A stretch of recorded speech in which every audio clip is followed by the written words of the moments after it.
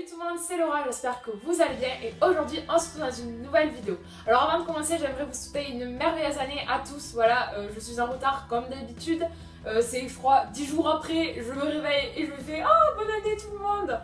Voilà, je pense que j'ai toujours un temps de retard sur tout le monde, mais bon, vous m'en excuserez, vous avez l'habitude au bout d'un moment. Et aujourd'hui, on va faire la vidéo tant attendue, la plus importante à mon avis de tout le reste de l'année, c'est-à-dire les tops de mon année au niveau lecture, quels sont les livres qui ont été les plus gros coups de cœur pour moi.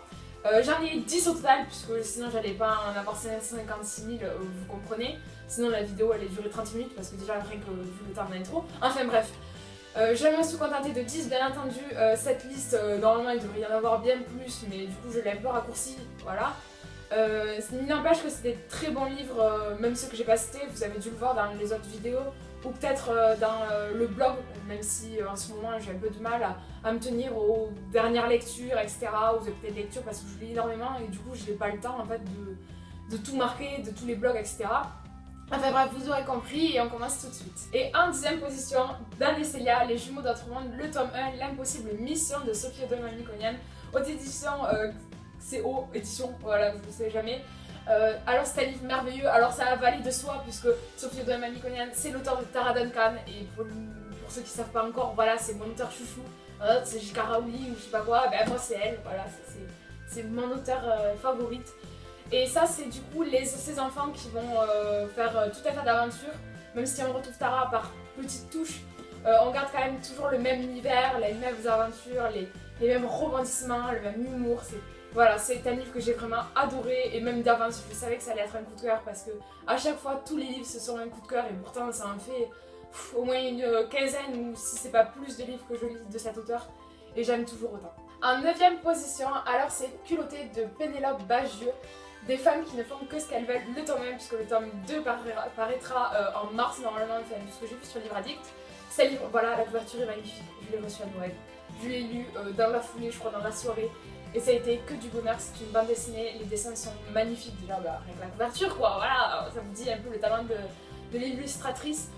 L'histoire est juste énormément féministe, on en apprend plein sur plusieurs différentes femmes, il y a plusieurs portraits de femmes, leur vie, qu'est-ce qu'elles ont fait, comment elles ont influencé la vie de milliers d'autres personnes. Et c'est juste magnifique et magique de découvrir des femmes comme ça qui ont influencé et fait par leurs idées et par toute leur force. Voilà, c'est juste magnifique et c'est vraiment un livre que j'ai adoré, mais que je vous reparlerai plus dans une autre vidéo à mon avis. En 8e position, Nous les menteurs de E. Lockhart, je sais pas son prénom, aux éditions je sais plus quoi, parce que je n'ai plus le livre en ma possession et comme je suis une youtubeuse en carton, et ben voilà, j'ai pas cherché juste avant de faire la vidéo, bravo Laura. Enfin, c'est un livre que j'ai adoré, il y a énormément de suspense, il y a toute une ambiance assez sombre, un peu pesante. Et jusqu'à la fin, franchement, on n'a aucun soupçon de ce qui est arrivé vraiment. J'ai été, genre à la fin, j'étais là, mais pourquoi, qu'est-ce qui s'est passé? J'étais vraiment... et que pendant plusieurs jours, j'étais vraiment pas bien, j'étais là, et je faisais que repenser à l'histoire, et essayer de me la rembobiner, et me dire, mais non, c'est pas possible, ça ne s'est pas pu se passer comme ça. Et c'était juste vraiment une histoire incroyable, on est mené en bateau de A à Z, c'est pas compliqué, et jusque dans les dernières pages on n'a pas la solution. Et c'est vraiment un livre que j'ai adoré pour ce côté-là, pour la construction de ces personnages que l'on voit évoluer, pas forcément dans le bon sens d'ailleurs, mais toute cette ambiance assez sombre et qui peut parfois être un peu malsaine quelque part, parce que même si ça se passe pas des choses incroyables, etc., c'est quand même assez prenant cette histoire, on a toujours envie de savoir, etc. C'est la curiosité des fois un peu bizarre, mais c'est vraiment un livre que j'ai adoré, voilà, je pense que je vais dire ça à tous les livres, mais bon, vous avez compris. En 7e position, Hugo Delany de Bertrand Santini aux éditions Grasset Jeunesse. Alors c'est un livre déjà magnifique, rien que la couverture légèrement cartonnée, les dorures et tout, enfin, voilà, il était magnifique. Et c'est un livre vraiment, il n'y avait rien, le résumé il nous dit vraiment pas grand chose, il y a 4 mots je crois, ou quelque chose comme ça, il n'y a vraiment rien.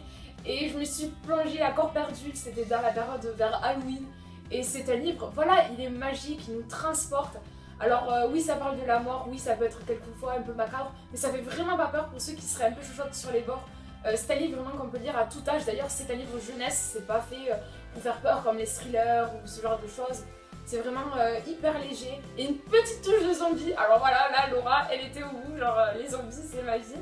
Et c'était super chouette, c'était une histoire vraiment incroyable et magique que j'ai adorée. Et la fin, voilà, était juste merveilleuse. Enfin, j'ai adoré tous les personnages, la construction des personnages, parce que les personnages sont un peu fous dans leur tête, ils sont assez spéciales. L'histoire, même la façon dont c'est raconté, la plume et tout, c'était vraiment magique. En 6ème position, La Nuit des Temps de René Barjavel aux éditions Pocket.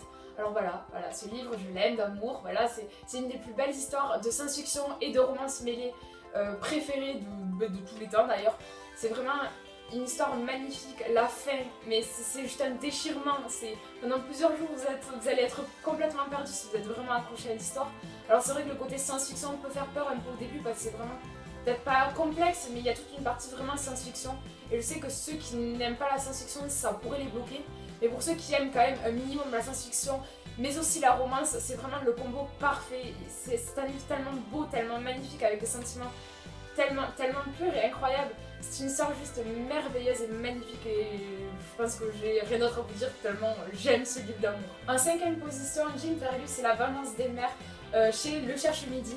C'est un livre qui m'a transporté de A à Z, autant par le sujet qui est vraiment atypique, c'est pas vraiment le génocide des Amérindiens, cet échange qu'ils ont fait, toute une période de l'histoire qu'on nous explique jamais en quelque sorte, puisque finalement on le passe un peu sous silence, et le découvrir en livre avec ces femmes, à travers les yeux de ces femmes qui ont été échangées par rapport avec des Indiennes et tout ça, c'était vraiment merveilleux. Le style de l'écriture, c'est cru, c'est cru dans le sens où, ben voilà, dans les deux cas, ils n'étaient pas forcément très sympathiques dans les deux, mais ça nous montre aussi que quelque part les Indiens étaient peut-être plus civilisés que les Américains de cette époque-là.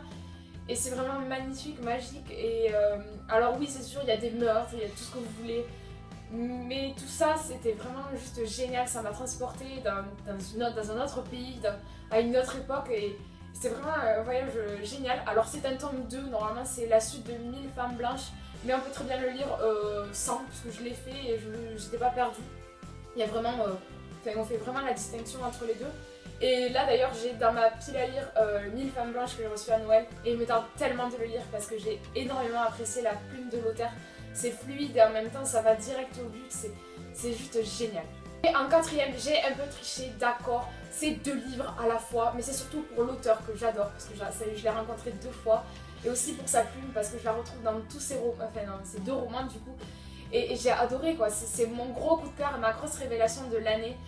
Et franchement j'ai adoré, bon on va dire c'est un peu comme tous les livres qu'il y a dans ce top, mais vous aurez compris, en plus c'est une auteure française, donc je parle de Flore Vesco avec son livre Louis Pasteur contre les loups-garous, mais aussi De Cap et de mots que je vous avais présenté normalement il y a un petit moment. C'est vraiment des livres genre inimaginables, genre ils sont tellement loufoques, il y a plein d'aventures, c'est à mourir de rire, franchement on passe un excellent moment, et puis c'est des livres qui se lisent à une vitesse. Et c'est juste génial quoi, c'est l'ambiance, l'atmosphère, les personnages qui sont à mourir de rire, c'est des personnages tellement spéciaux, tellement originaux, ils ont vraiment tout pour nous plaire, et même si des fois ils peuvent paraître assez bizarres, on arrive toujours à s'y identifier. Et je trouve que pour des livres jeunesse, c'est vraiment abordable à tous, même pour ceux qui par exemple sont plus adultes, etc. C'est vraiment des livres qui sont vraiment juste géniaux et qui sont à la portée de tous, même des plus petits ou que ce soit des plus grands. Et en 3ème position, attention on arrive en haut du podium, alors c'est décerné à Persépolis de Marjane Satrapi. Alors c'est vraiment une BD juste extraordinaire, c'est vraiment très des fois, c'est vu sous les yeux d'une enfant puisque c'est elle qui raconte en gros, c'est son autobiographie. Elle raconte quand elle était petite au Liban, non c'est pas au Liban, à Irak ou en Irak, enfin bref ça fait longtemps que je l'ai lu, je me souviens plus vraiment des détails. Toute cette guerre qu'il y a eu, ces guerres civiles, ces renversements, cette dictature, tout ça vu par les yeux de son enfance, puis de son adolescence, puis après de ses yeux d'adulte. Et c'est vraiment juste magique et merveilleux parce que même si les dessins sont en noir et blanc, le dessin est vraiment juste super beau. Enfin, moi j'ai adoré les dessins qui sont quand même assez simples, mais que je trouve qu'ils reflètent exactement les émotions qui sont décrites dans le livre, tout ce qu'elle veut passer. Et elle fait en plus toute une critique de la société et par ses yeux d'enfant et partout. Enfin, c'est vraiment un livre qui fait énormément réfléchir, mais aussi qui est abordable, je pense, vers 14 ans à peu près. C'est largement faisable parce qu'il faut quand même comprendre certains enjeux historiques et politiques. Et c'est vraiment un livre que j'ai adoré. Et pour ceux qui seraient intéressés, il est aussi disponible en film. Je crois qu'ils ont fait un film en dessin animé, je l'avais vu en cours de français. Et c'est un film aussi qui est juste magnifique. Alors certes, c'est sûr, il n'y a pas les mêmes passages, etc. Mais pour une fois, c'était un livre quand même qui était très fidèle et qui était juste très très beau. Et en seconde position, Aristote et Dante découvrent les secrets de l'univers de Benjamin Alire Sáenz. C'est un livre juste magnifique, magique, voilà, je pense qu'il faut pas en savoir plus. C'est juste l'histoire de Aristote, qui est un personnage assez... Bah, il est pas bien dans sa peau, voilà, il y arrive, enfin, il a tout pour être heureux, mais quelque part, ben non, ça marche pas, ça va pas, et il est assez pessimiste. Et il va rencontrer Dante qui, lui, au contraire, tout le contraire, il est souriant, joyeux, il a la joie de vivre en quelque sorte, et tous les deux, ben, ça va juste être magique, et c'est vraiment un livre que je conseille à tous, même pour ceux qui seraient pas trop romances ou quoi que ce soit. Parce que mis à part ça, c'est quand même un très beau roman d'amitié de base. Enfin, sans vous en dire plus, mais c'est vraiment une histoire où il faut se plonger sans trop en savoir. Je l'ai fait comme ça et j'ai vraiment adoré le récit. Et toute l'histoire est découpée en toutes petites parties, en tout petits chapitres. Alors à chaque fois, bien entendu, on dit oh non, allez, encore un petit chapitre, encore un petit chapitre. Puis il se lit hyper vite. C'est juste, voilà, c'est une histoire incroyable et que j'ai adoré. Voilà, vous l'aurez compris, tout ce top, c'est la même chose, mais bon, je le redis.